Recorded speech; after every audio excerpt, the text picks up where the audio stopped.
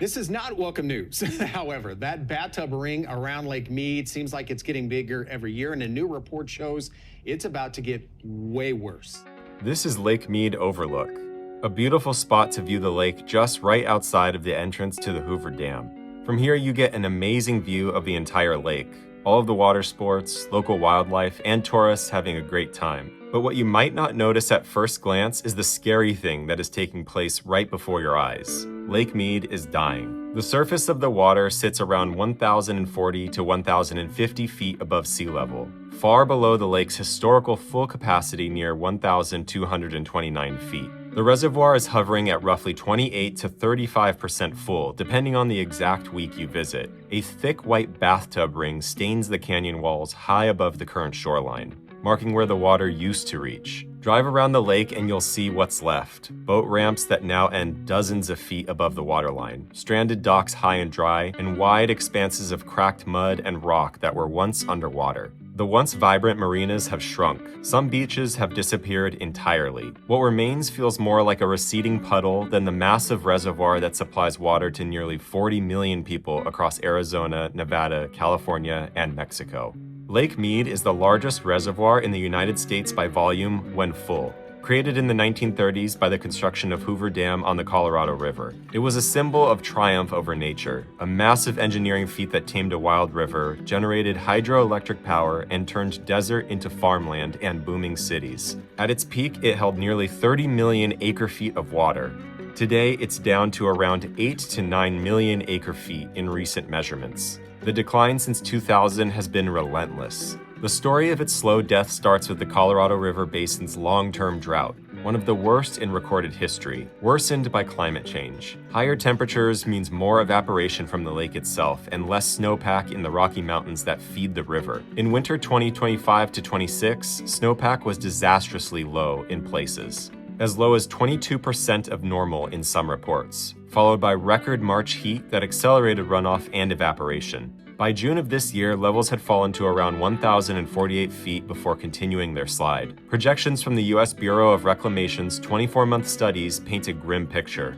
The lake could hit new record lows around 1,015 to 1,012 feet by 2027 to 2028. In the most probable scenarios. That's 20 plus feet below the previous 2022 low of about 1,040 feet. A 20-foot drop is expected in 2026 alone due to reduced releases from upstream Lake Powell. The bathtub ring grows more prominent with every foot the water drops. The Hoover Dam was completed in 1936 and has powered millions of homes and businesses across the region. But as Lake Mead drops, so does its generating capacity. Each foot of elevation loss reduces output. At critically low levels below around 1,035 feet, up to 12 of the dam's 17 turbines could go offline, slashing power production dramatically, potentially by 70 to 80% in worst-case scenarios. Some turbines are already limited or shut down. The dam is operating at roughly half capacity in places. Throughout this year, emergency measures and reduced releases from Lake Powell have been used to protect the overall system, even if it accelerates Mead's decline short-term. Without intervention, both major reservoirs risk reaching dead pool levels, where water can no longer flow downstream effectively. This isn't just Nevada and Arizona's problem. California is deeply involved. The state has the largest allocation of Colorado River water, primarily for the Imperial Valley's massive agricultural operations, which grow a huge portion of the nation's winter vegetables and other crops. California's senior water rights have historically protected it somewhat, but the crisis has forced negotiations and concessions.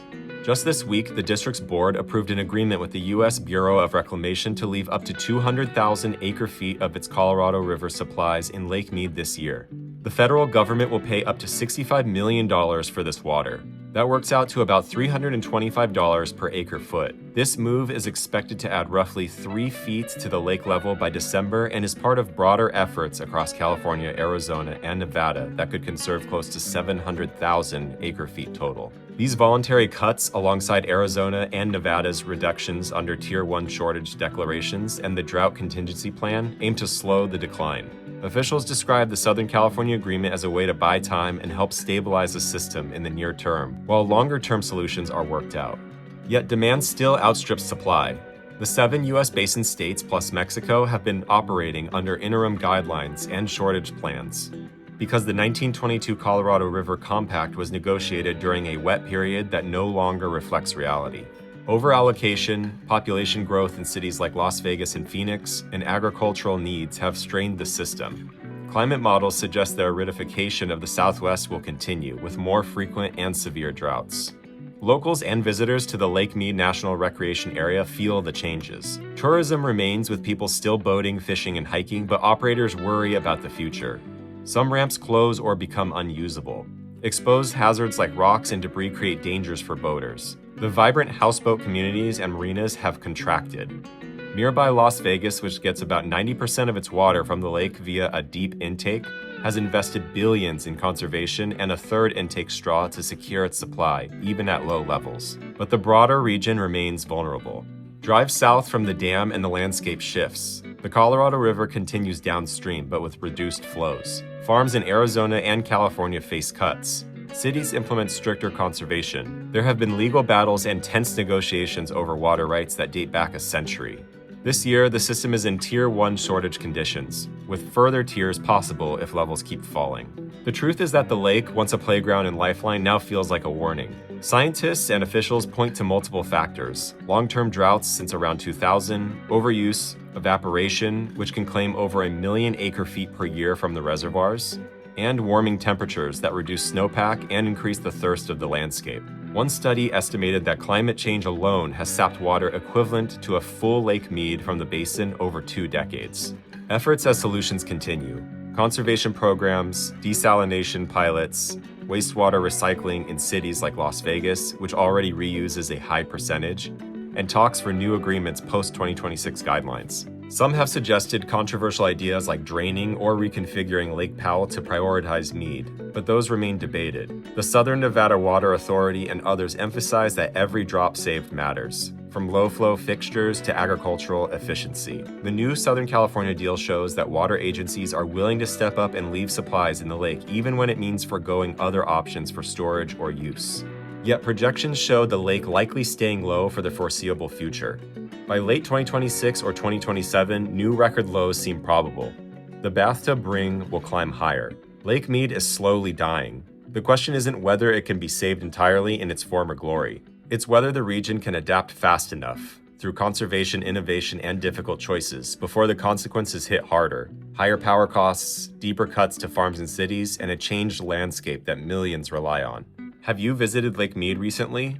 What changes have you seen? Do you think the area and the Colorado River Basin can turn things around, or is this the new normal? Leave your thoughts in the comments below. Subscribe for more breakdowns like this, and I'll see you next time.